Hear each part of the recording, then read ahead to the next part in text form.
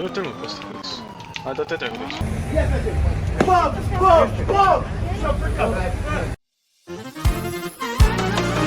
Din partea mea, Gio, se dedică această melodie în mod special pentru omul cu cea mai bună inimă, pentru Manu Bombardierul.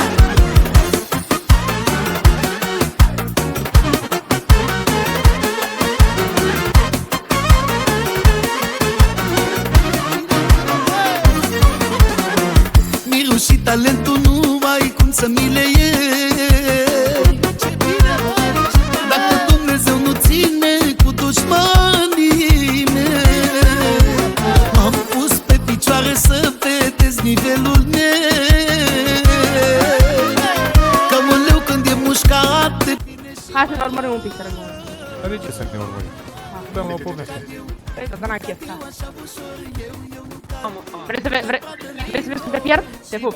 Să zici? Ghimpele dușmanilor, nu cad eu, nu cad eu așa ușor. Eu nu cad pradăleilor și vreau să fiu până mor. Ghimpele dușmanilor.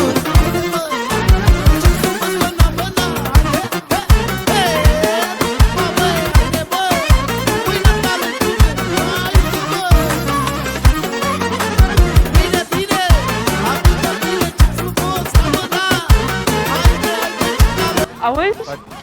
Te aud, te aud. Mă lași până trebuie să alimentezi? Da.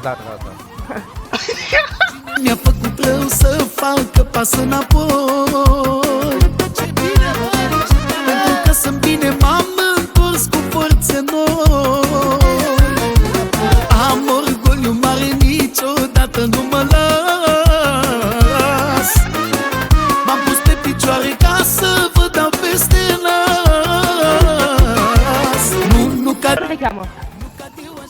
Îți spun sincer că nu scap în seara.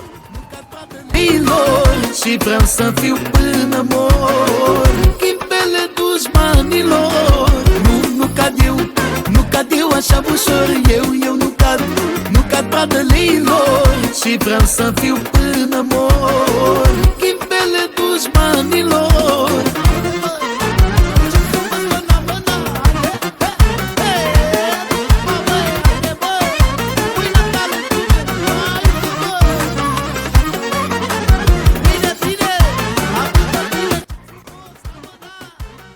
Maolo!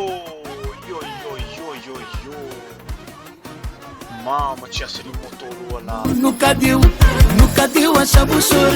Eu nu cad pradăleilor și vreau să fiu până mor.